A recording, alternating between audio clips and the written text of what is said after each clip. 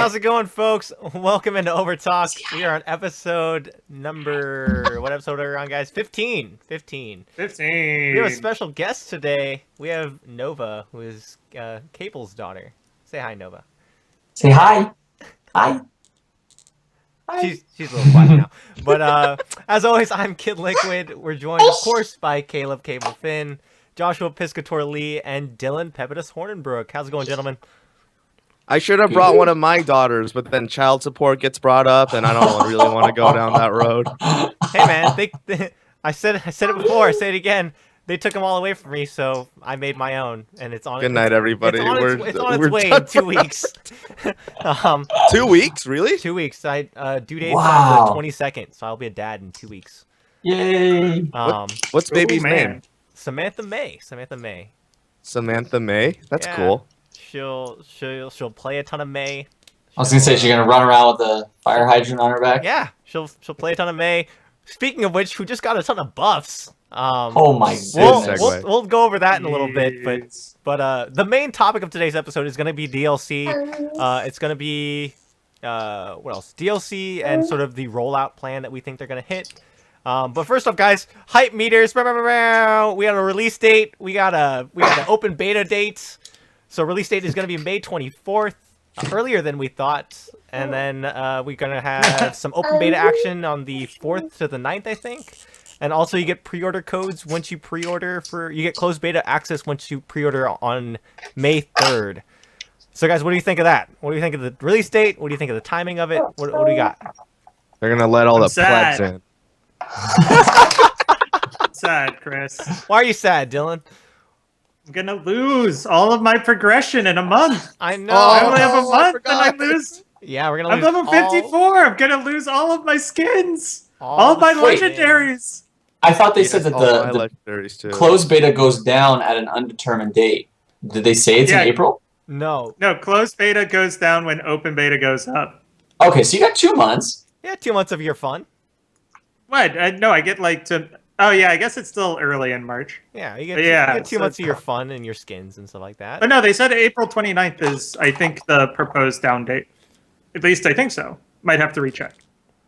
Well, it's been a fun run, guys, but we Yeah. have had a lot of fun. But patch hit today. Well, no. Yeah, like, just imagine, because, we've all seen the level, like, 140s, level 150s out Oh, yeah. there. Like, if I'm heartbroken losing all of my progress at 55, 54, like, geez, how do you feel if you're 150 I mean, I'm and knowing assuming that if you put that everything's much time into, Overwatch, that you're pretty much, you know what you're getting into at some point. Like, like, okay, this is getting wiped, so I'm just gonna put a ton of time into this to it anyway.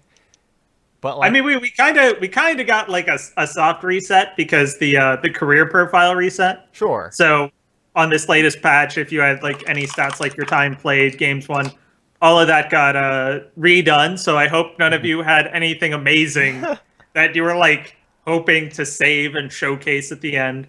But yeah, I mean, you're starting to feel it's like, oh man, the beta period's gonna start ending. I don't know. The real I'm test scared. begins then, Dylan. Yeah. The real test begins. But we got a patch today. Pretty significant patch. What anyone want to talk about what's in that patch? Other than the May power-ups. Yo, those May power-ups are legit. The May power. Her secondary fire is so strong now. And like icicles piercing into your heart, like stinking frozen or something. It's You gotta let it go, man. You gotta let it go. Gotta let it go. They increased the firing rate by 50% on her alternate attack. And then they also decreased the amount of ammunition it takes. So I'm pretty sure, I haven't done the calculations yet, but I'm pretty sure it just comes out to where you're still reloading at exactly the same intervals, but you just get a lot more shots before you have to reload. And man, Mays are just annihilating me lately. It's pretty, I mean, it's good for them. May needed something, I'm not going to lie.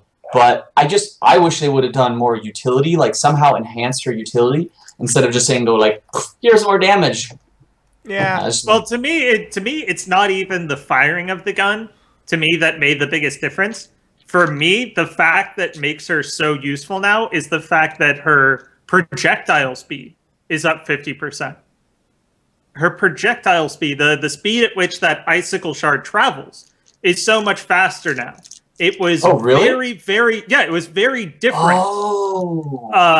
in the past. So you would shoot it, and it would have a long time until it reached target. And it was very different interval-wise than almost any other projectile in the game. It gave you this real sense that you had to play Mei, and you had to intentionally fire this rifle in order to get the feel of when, everything was coming. It's like playing Pharah, where you just have to learn the time it takes for this to hit a target, so you can learn to play it correctly. So now that that's sped up, it feels much closer to a lot of the other heroes. Your timing is going to be a lot more natural rather than a very practiced response to the timing. So to me, like from what I've been playing, I feel Mei handles a lot better now due to this change in projectile speed.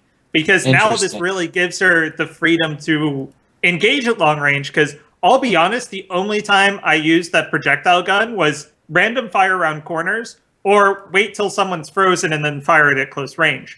I would almost never really try and snipe someone out with it beforehand, given to the fact that unless I had really great predictions about where they were going to be, it was an absolute, fail of a shot.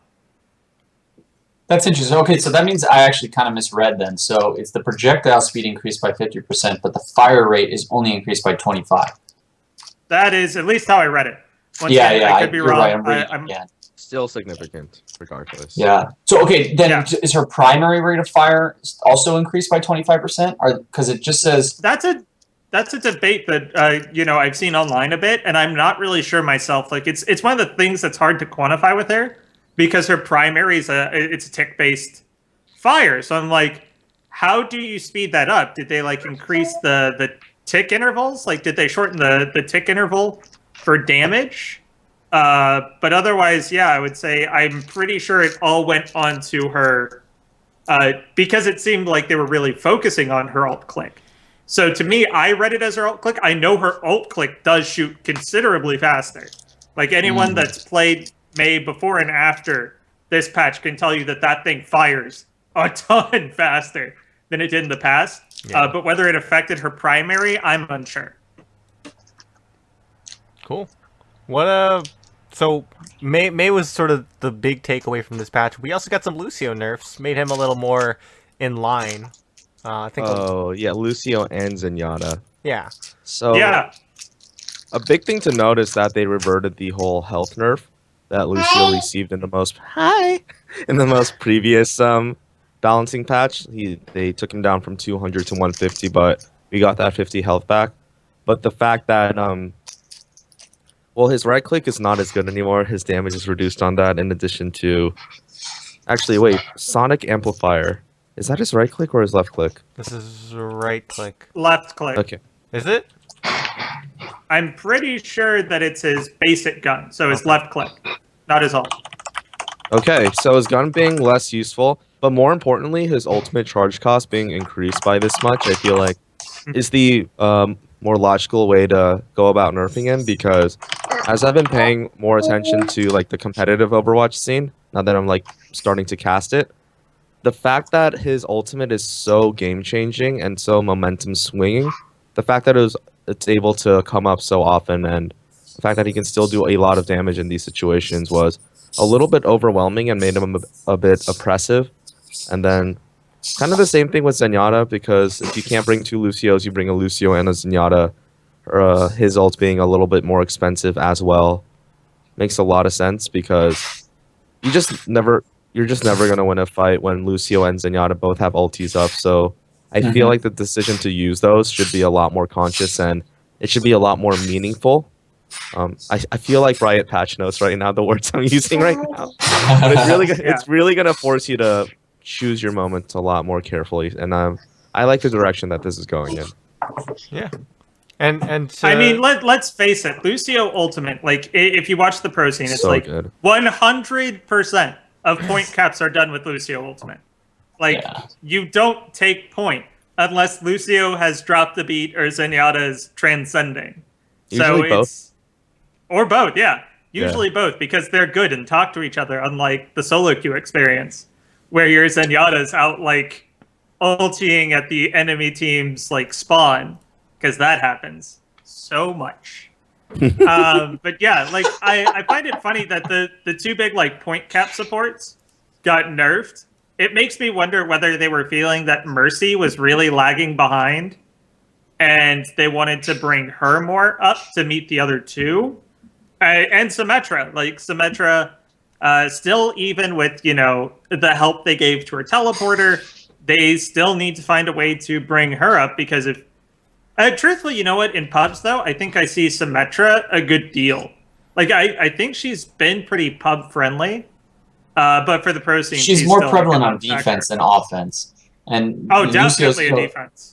Yeah, he's good on defense or good on both, and so is Zenyatta. But I think that Symmetra really has not much to offer in offense, but a significant amount to offer in defense. I mean, I would argue that Symmetra's #1 goal on offense is to like cut off flank points.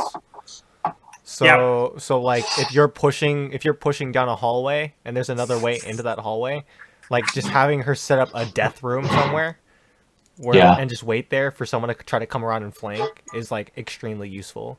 Sidebar on that. Go ahead. Oh yeah, I was going to say like I've played offensive Symmetra before, mainly because I think it's a really good mind game to play against people because they don't expect it. And like one of my favorites is Volskaya on Volskaya Industries. You ride on attack, you ride the platform on the left and you get into that upper room and then just drop your teleporter in there and set up like your death room right there. And that way your team just literally dies and spawns on point. Like at that point, due to your teleporter, your team spawns closer to the point than the enemy team. Wow, interesting. I like that. That's mind games for sure. It is. But to get to the other point, when I play it on other maps, like say King's Row, I really do like the fact that you can set up multiple turrets in an alley, and you essentially become Tracer and Reaper protection. Because that is your job. When Tracer or Reaper are trying to get to the back line and harass your tanks or your DPS, you are there to sit there and do damage. And it's not that you do tremendous damage, but if you pair yourself with your turrets, and you have an auto aim ability, so no longer is Tracer stashing a super huge issue. You can be a huge help to your team because there are only two real flank controllers in this game in my mind. You have Mei and you have Symmetra. They're the only ones that have a form of slow that is really effective. You could take some tanks to do it. Like you could probably get like a D.Va or a Roadhog to fill the role. Winston can also do an okay job, but I prefer Winston to be attacking a backline with his gap close. But it's, I mean, flank control, I think, is the thing that's going to become more important as we're playing, because I've noticed so many more Tracers nowadays than in the pre-beta, or in the early stage beta. Like, Tracer has become the bane of my existence while playing. And I've noticed Reapers getting more prevalent as well. Like, it's less about the Pharahs, and it's more about making sure that your team's not dying on the way to your payload. Yeah. The thing I've recently been doing, we're on a little Symmetra side point here, but is I like to throw 2 of my turrets at each of the health packs that are around whatever I'm doing. So that way, when the enemy tries to go low and go heal up, then there's 2 turrets waiting to just finish them off right there. It's pretty awesome. Oh, you're the jerk who does that. Yep. Anyways, there's our sidebar. So there you go. Let's move on to the actual topic of the show, though. Because we're about halfway through here, and we haven't talked about the topic of the show, though. Oh my gosh, we are. Lucio did get some nerfs, but he did get a huge buff, and what I think is the best skin of the game. He got Space Frog, which is fantastic. Space Frog. That's if you haven't seen it yet, go and look up Space Frog. That skin is awesome. But they just kind of randomly dropped in new skins in a map, like just kind of no preemptive like talking about it at all or anything like that. They just kind of dropped it in. Like, do we expect content drops, like new characters, new maps, new modes, new skins? Do we expect drops like this just randomly with a patch, or like is there some greater plan that Blizzard has? I don't know. I think it's poor planning. I mean, I'm sure there was a reason they did it this way or whatever, but I think they just wanted to get this thing out and just get it in the beta right now.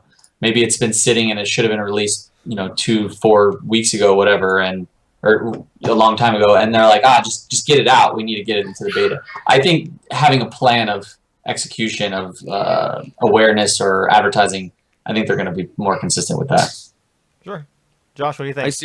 I seriously doubt that these sporadic drops are going to be a consistent or even a thing once the game actually releases, because the whole idea behind generating hype is to increase awareness about your game and get other people who don't have it to either buy it because your friends are constantly talking about the new DLC, or but like in the state that the game is in now, in a closed beta where very few people have access to it, it seems like Blizzard's goal is mainly to test certain reception to skins, just throw things out there, make sure no skins have any funky issues or whatnot. I seriously doubt that we'll see Blizzard just randomly drop things, because skins and DLC are big pushers of game sales, especially when it comes to certain seasons, whether it's like holiday season or like the end of a quarter or things like that. So, yeah. And one of the things I want to add here is the fact that, remember, we still are in a very selective beta phase. Sure. So Yeah. anything they put out as far as marketing or release of new content could be seen as rubbing salt in the wound. Only watch is still the prevalent meme here. And that's the thing, as advertisers now for the gaming industry, you got to know your memes. If Only Watch is the meme of choice right now, you don't really want to go out and say, hey, for everyone in the beta, we've got new content for you. For everyone that's not in the beta, please deposit your salt here. It's not surprising that they don't really want to drum up, attention around new content. They know that the attention's already going to be generated because it's a new map, it's new skins. Everybody wants to know something new. Yeah. But I think as soon as we hey, now we're outside of the beta phase, yes, definitely I think there's going to be more pomp and circumstance put around releases, and who knows, maybe they get thematic with it. I think that's one of the great potentials of this game, is the fact that it takes place in the pseudo real world. It has actual countries and cultures represented. So I think one of the cool things they can do is really tie in, skins and assets with real world events. So, Independence Day, who knows, maybe Soldier 76 gets, something cool. Maybe around some of the Korean holidays, you get something with Diva, or same with Japan and Hanzo Genji, and all the other various assorted heroes. I think there's a great way for them to do DLC in ways that actually celebrate the different cultures and the different people that are inside this game. Mm-hmm. Sure. And I think it has to be said, too, of how Blizzard as a company has run with DLC content.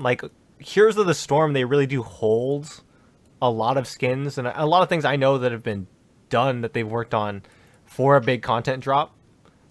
How many skins did they announce at BlizzCon? They announced 20 skins and about 3 heroes for Heroes of the Storm at BlizzCon.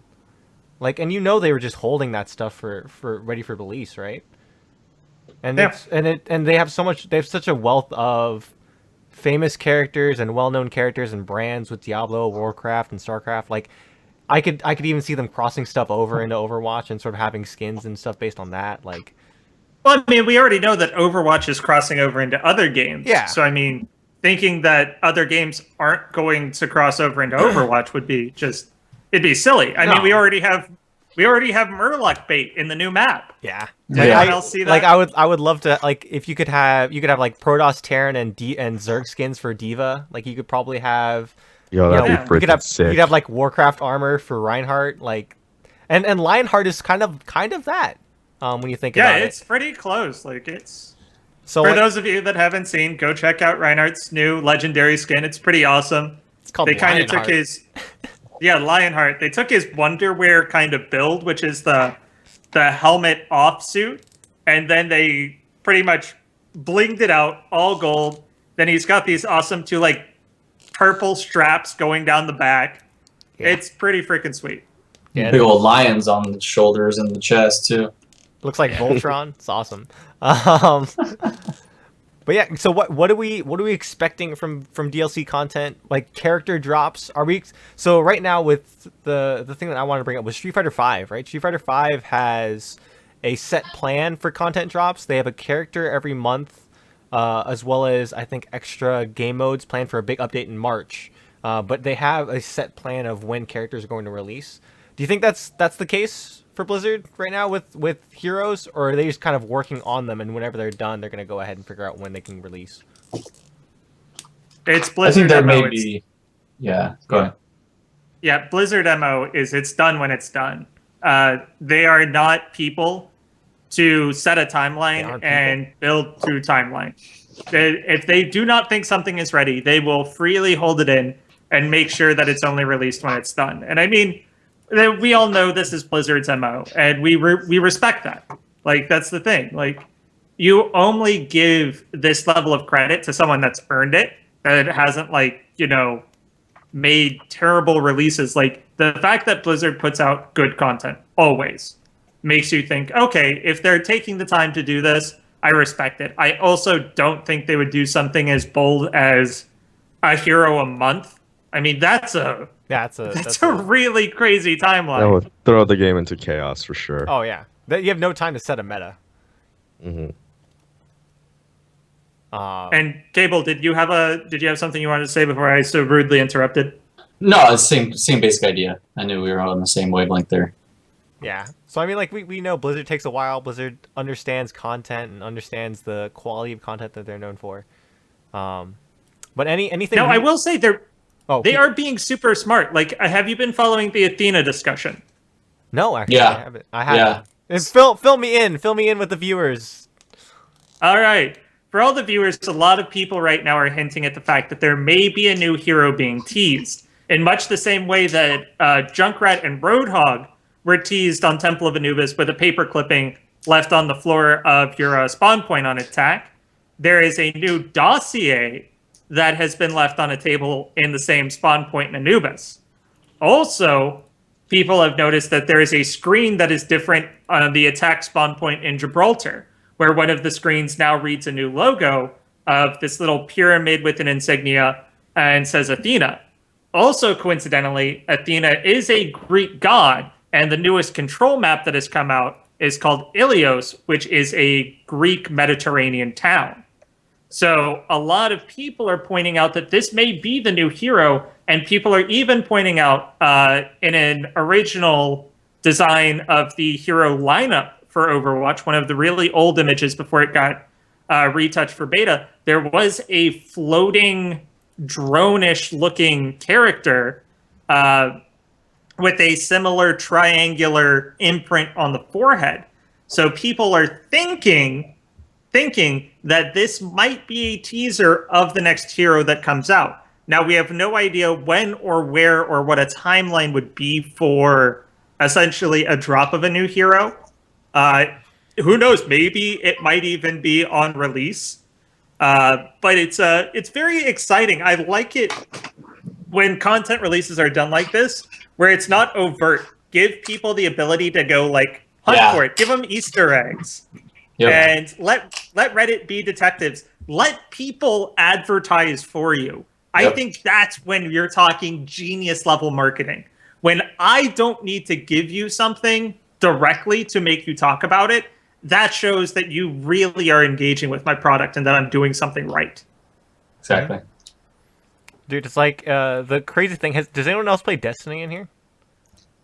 Anyone else play Destiny? So in Destiny, you have exotics, which are like your top of the line weapons that you can get.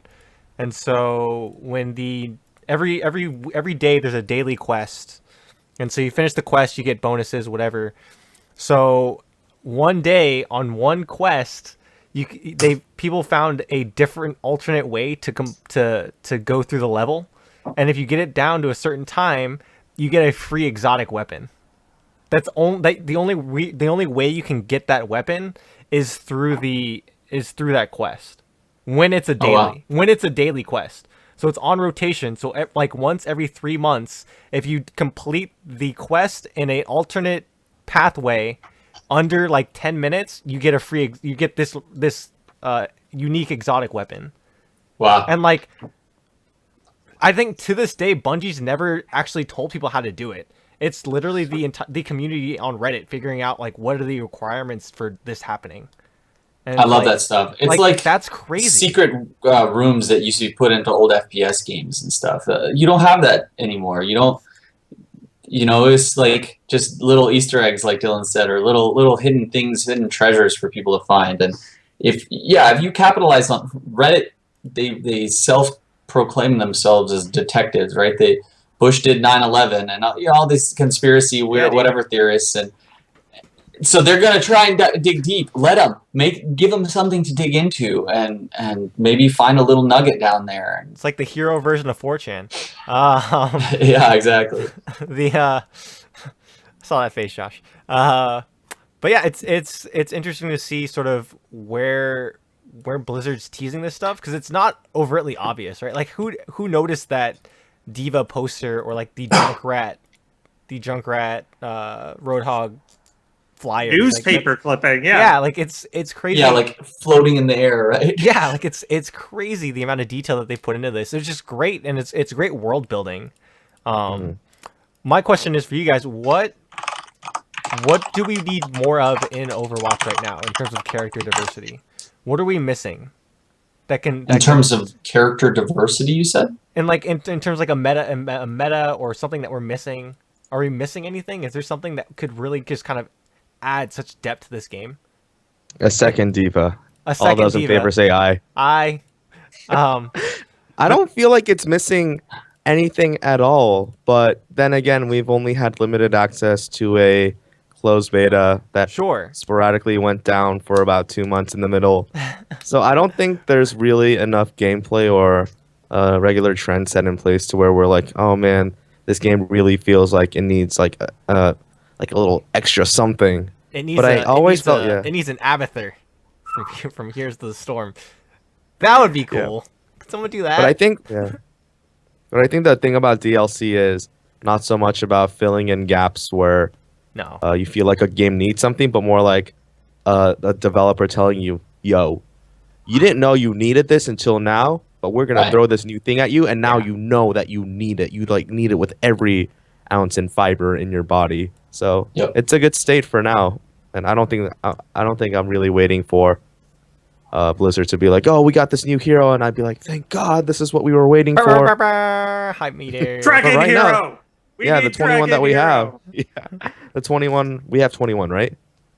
Yeah, we have. I can imagine ourselves being happy. Yeah, I can imagine ourselves being happy with the 21 that we have for a long time to come. Oh yeah, absolutely. We know that's not the case. They've already talked about it. Maybe I can just say that because I know that's not the case. Yeah, but like what?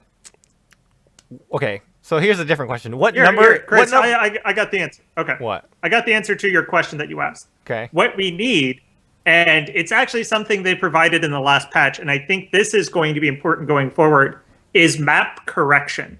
And they did this. If you read through the last patch, one of the corrections that they made is that they've added an extra pathway onto Point B on Anubis. If anyone's played Anubis, they know that map is absolutely filthy for having extreme choke points, especially for less mobile heroes. So unless you were playing like Junkrat, Pharah, or Genji, Widowmaker, Hanzo, you were pretty much forced into one of two directions, which were, or Diva also has the flying and Winston jumping. But you were stuck in very binary decisions. I'm either going through slot 1 or slot 2. So they went through and said, hey, you know what? This is a problem. People are complaining about this map.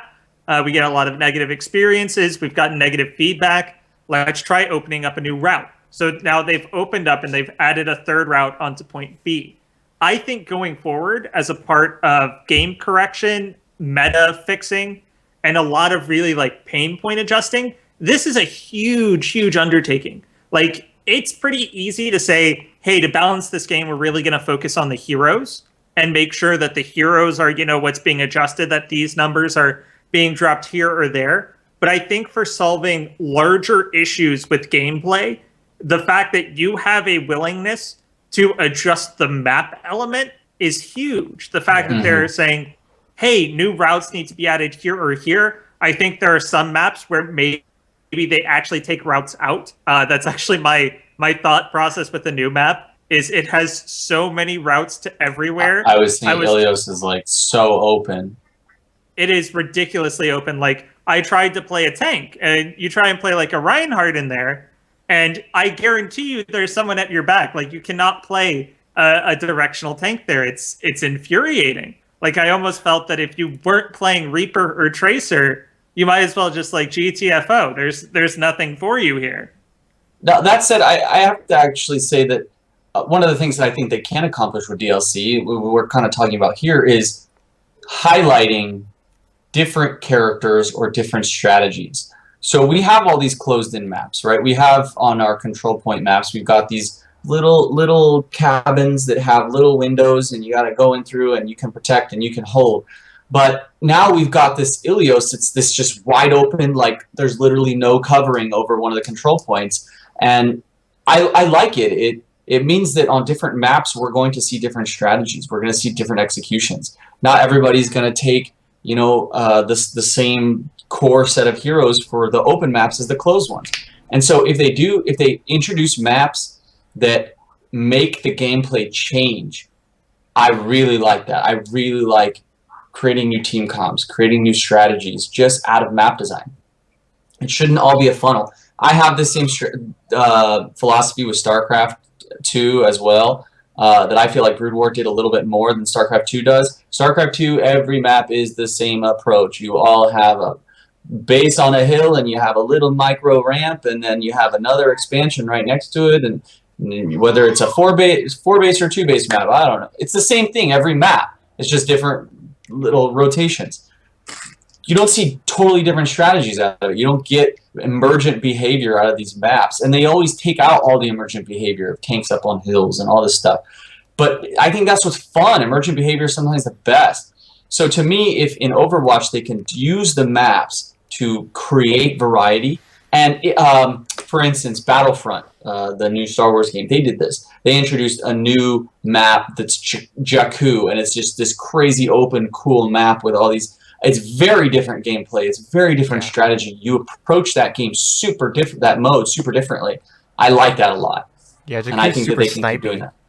Yeah. Yeah, like the rest of Battlefield's really corridor shooter, and like Jakku's just really sniper heavy, and it's really awkward. No, the thing I will bring up, Cable, is early StarCraft 2 had a lot of like map divergence, and like a lot of stuff like that. But that's when you end up with like Steps of War, and you end up with like.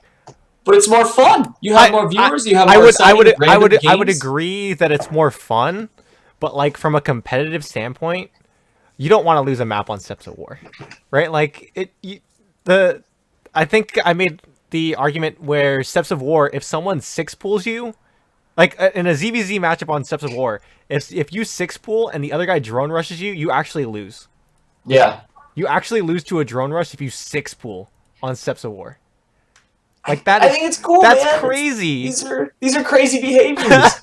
and this is like what we were talking about last week with Overwatch, is that like if we see super cheese strategies, and this new map facilitates a super cheese strategy on one of the control points, I love it. I love it. I would like to see that when Josh is casting, one of these matches coming up, then he goes, oh, this is control point 2 on Ilios, and we always see this cheese come out. Let's see if we make it happen this time, right? And I think that's really cool. It adds flavor, it adds excitement and variety.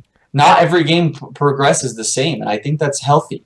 Sure, but I think that's within reason, right? Like the thing with StarCraft. Nah, man, I'm unreasonable. America.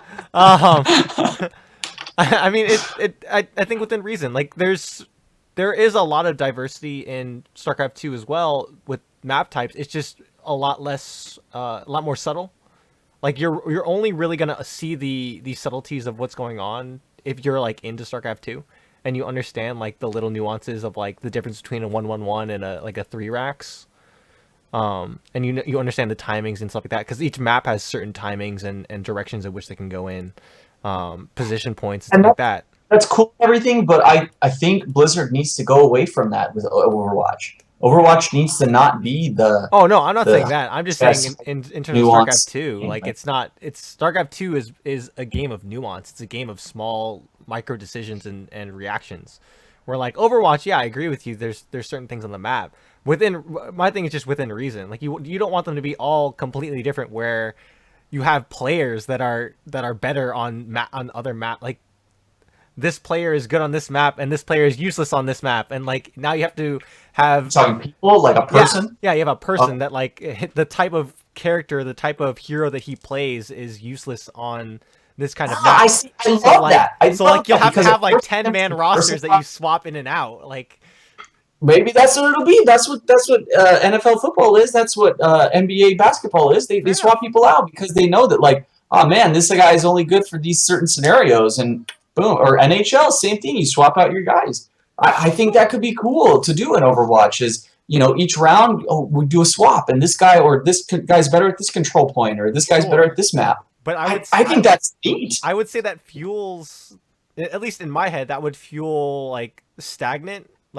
play or stale play on each map. So like each map has its own defined what it is, and so you lose a lot of that kind of like, sure they're diverse, but like you don't see differences when you play each map, right? Like say That could be a problem. You're right. And I think that everyone plays Anubis the same way, and then everyone plays Ilios the same way. You know what I mean? Like there's differences between the It's already maps, but those happening. are stale. Isn't it, Josh? I mean, that's already happening. Everybody plays Anubis the same way. I don't think so. I don't think the way to keep gameplay fresh is by introducing new and incredibly varied maps. I think there's a very narrow line to be drawn when it comes to implementing new maps in order to create fresh gameplay and just going a little too overboard.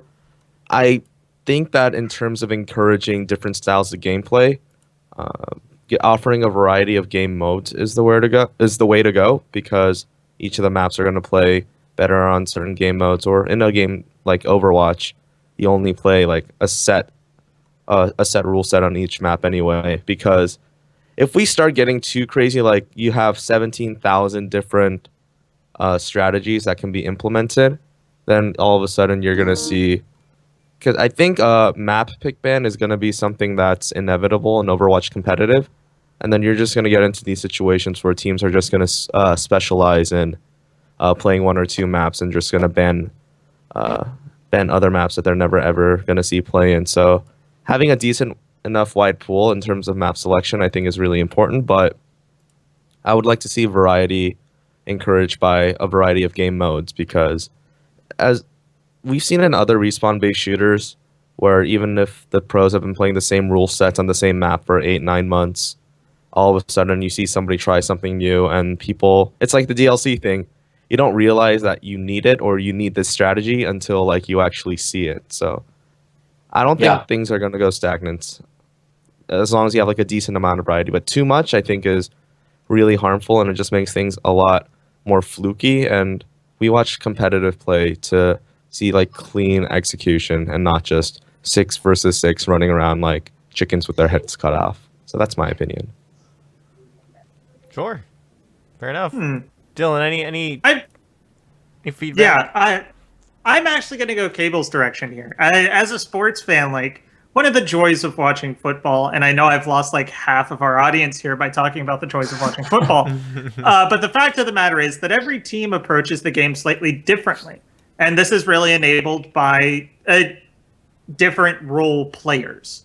So say I know my team is going to be smaller than the other team. Well, maybe I start running an option offense. I start relying on my team's speed rather than our strength. Now, given that's a lot harder to do in a video game, say like Overwatch, because essentially everyone's using the same tools. Like inherently, the people and the players aren't that different. But when you start having different maps that start excelling different strengths in different people, like saying, hey, this guy's a really good Reaper player. You know, he's great at these control maps, but maybe not so great at these payload maps. Having the ability as a team manager and a coach, like for coaches, this would be insane. This would be like the ultimate gratifying case for a coach where the coach's actual decision making is now being judged and being weighed and being viewed it would bring a very new dynamic to esports where we're really going to start seeing the teams be greater than the sums of the individuals. Because I still feel really in esports, it's a very individualistic centered culture. It's not often where you see a team and you think, oh God, these players alone would not be anywhere near where they are as individuals. Like, the only one that I find really an exception, and truthfully it's kind of timely, is Rock's Tigers. Yeah. I think their players are all they're top tier players. Obviously, they're professionals in Korea, but I don't think on an individual basis they would make outstanding teams alone. But I think their chemistry together. I think the only one that does is Gorilla. To be fair. Gorilla could. Cloud9 similar way, right? Of last season's team or last year's team, they were. I think they were greater than some of their parts based on leadership and teamwork. Sure. Because now it's 4 players and high. It's 4 players and high. Like we could make worlds with high. Okay. Honestly, you plug it in high anywhere, you have an understanding that these 4 players are going to listen to high, and then he would lead that team anywhere. Yeah. Yeah. But keep going, Dylan. I like where you're going. We're kidding, by the way. We're kidding, by the way. We don't believe that high is the god. But keep going. I don't, at least. Yeah. Go. So I think this could be an extremely new horizon for esports, where we're really looking at like the balance of teams and role players. Like, this is something that I think esports has wanted for so long with League of Legends that just hasn't taken. Where, I mean, SKT played around with replacement players and putting in Tom and then putting in EasyHoon.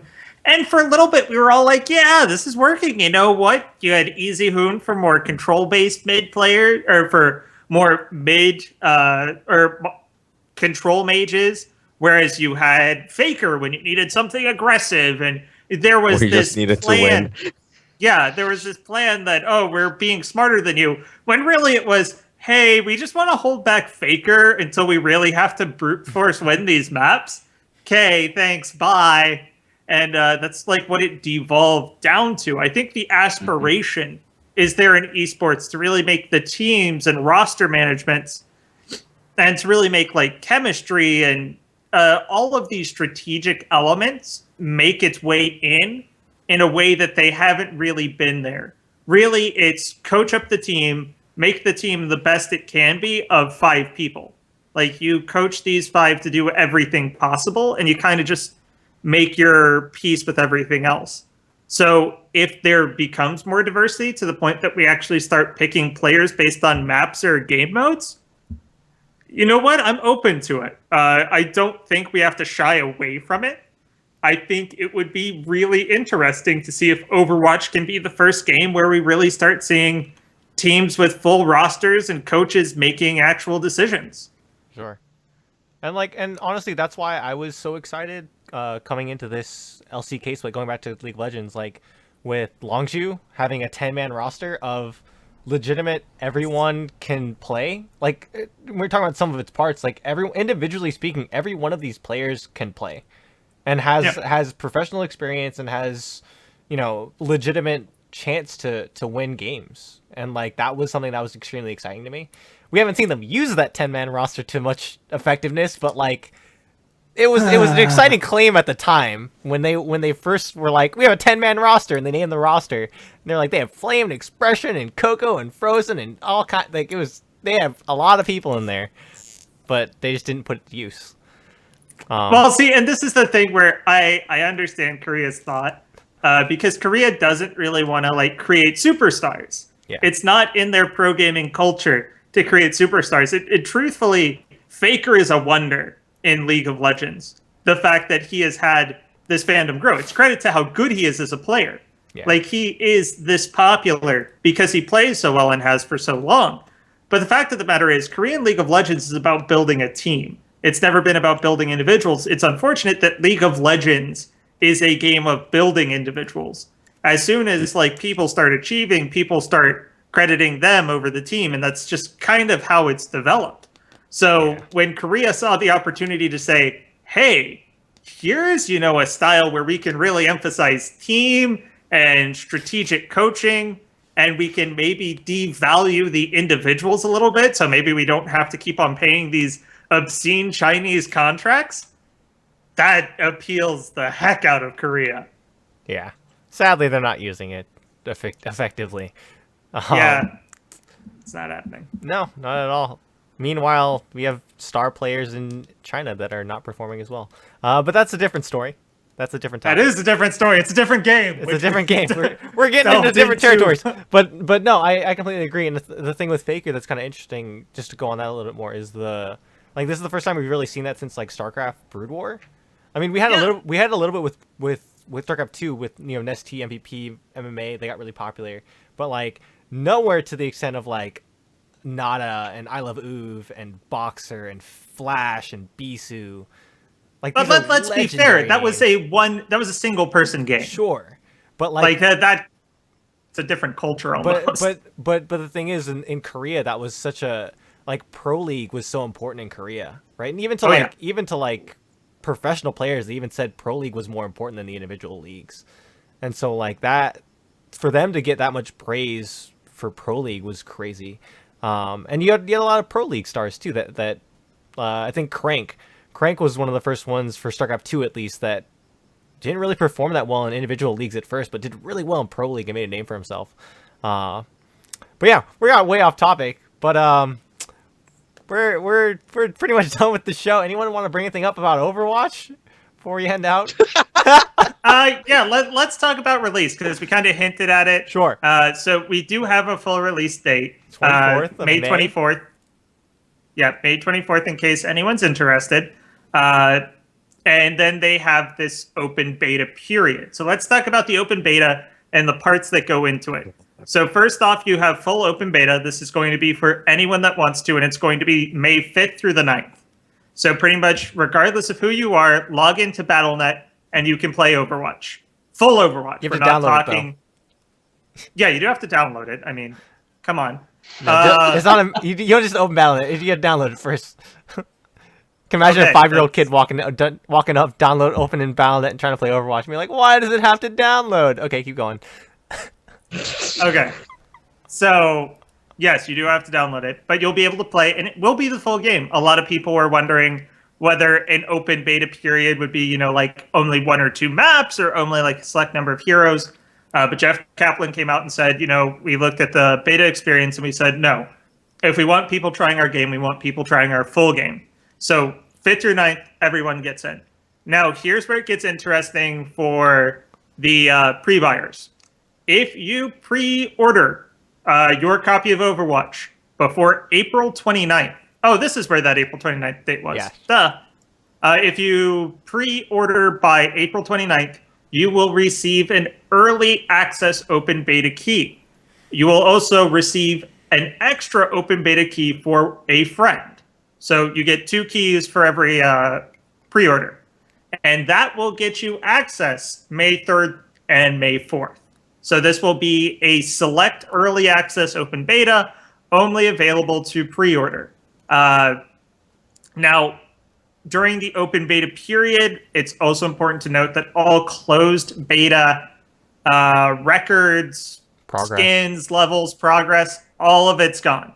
So everybody's starting from level 1, which is a little scary because those guys that are like level 150 right now are going to start getting matched up with people that are literally playing for the first time, and it's gonna be a wide open sandbox with some pretty big sharks hidden down there.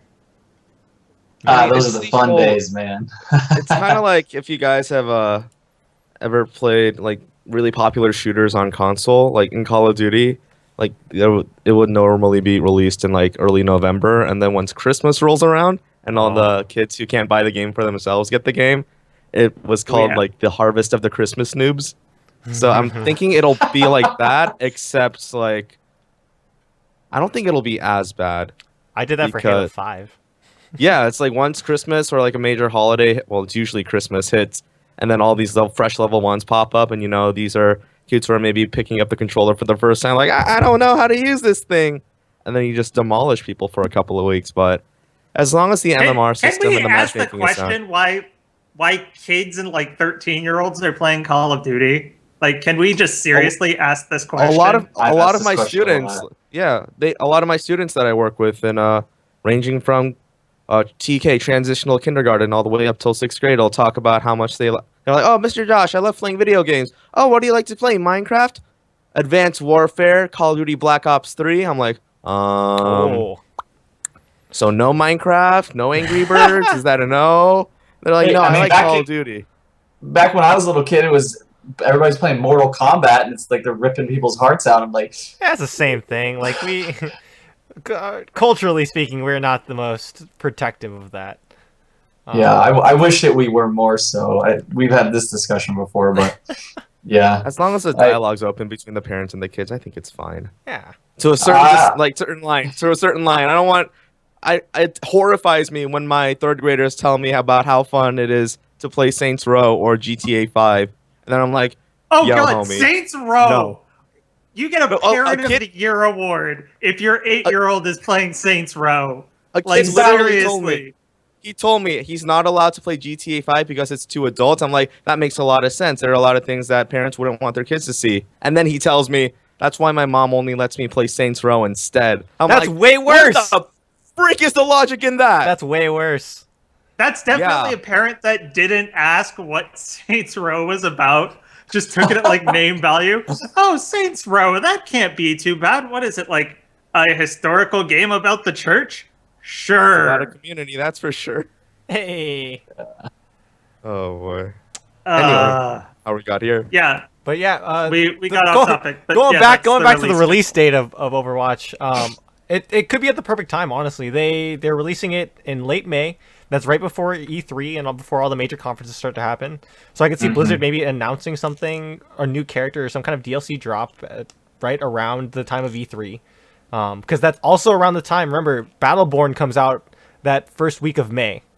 So they'll be directly going against that open weekend is going directly against the Battleborn release date. Yeah. So that's a big FU to Sony.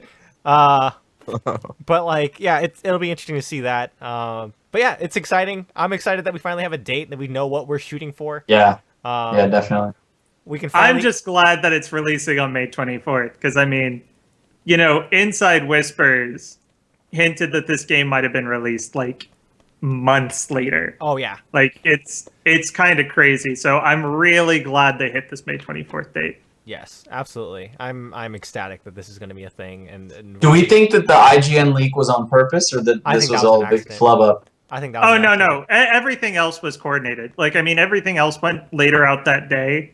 Yeah. So I definitely think that was the planned release. Like everyone was just like, "Oh my god, IGN did it first. It must be a leak." Oh wait, no, it's already on Reddit. Like an hour after. Well, Guess which site just updates later? yeah. Yeah.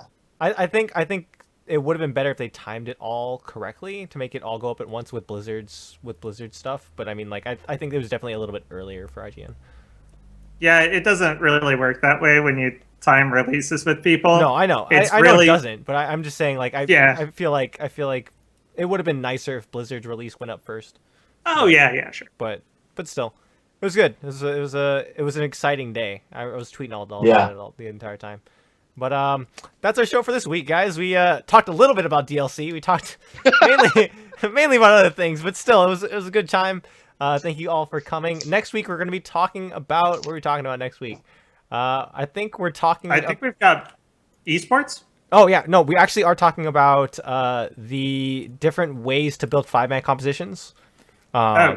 So like how to shift and build a 6-man team. So stuff that we were talking about this episode about how to build player types and maybe personality types as well. Something that we all kind of had experience with working with people in teams and players. But yeah, we'll go ahead and discuss that and see you guys next time. Bye.